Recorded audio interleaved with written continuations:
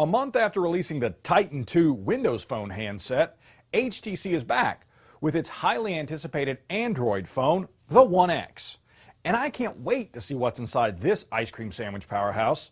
I'm Bill Detweiler, and this is Cracking Open. Given that the One X and Titan II look alike and are both from HTC, it seems logical that they would have a similar internal design and be cracked open in roughly the same manner. But no. Unlike the Titan II, which has a three-piece back cover held on with screws, the One X has a single-piece cover which snaps onto the device's frame. So using a thin metal tool, I started near the bottom of the display and worked my way along the edges, popping loose the cover as I went. After lifting the display and frame assembly out of the cover, we got our first look at the phone's hardware. And it's immediately apparent that the One X's internal design is significantly different than the Titan II's. The main circuit board is mounted above the battery and partially protected by an internal cover. The board extends along the phone's left edge and eventually meets up with a smaller board that's used for the docking connector. And it was when removing this board that the One X reminded me why HTC devices can be a real pain to crack open and reassemble. Instead of conveniently placing the battery and display assembly connectors on the side of the motherboard that faces the phone's outer cover, the One X's designers put connectors on both sides of the board. Now, this makes it very difficult to reattach the connectors when you're putting the phone back together, and it means that you'll need to remove the motherboard to replace the battery. Why HTC did this on the One X when they didn't do it on the Titan II is just beyond me.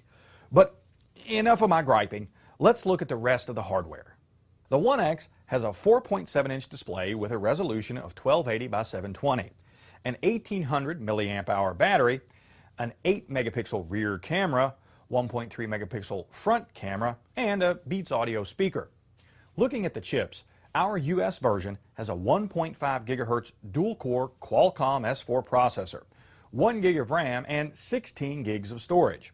Now this, for me, is a bit disappointing when the phone's European variant has a quad-core NVIDIA Tegra 3 processor.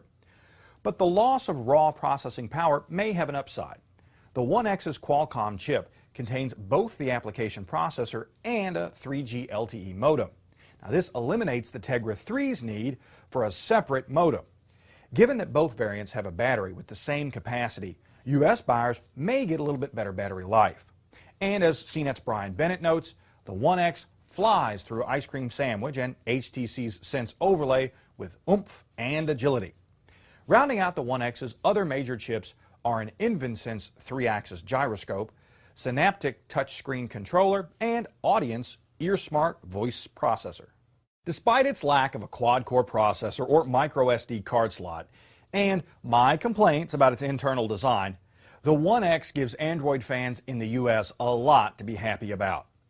As of this taping, it's available for $199 with a 2-year AT&T contract or $629 without. To see more teardown photos, check out my full Cracking Open gallery at techrepublic.com/Cracking Open. For CNET and Tech Republic, I'm Bill Detweiler, and this has been a Cracking Open of the HTC One X.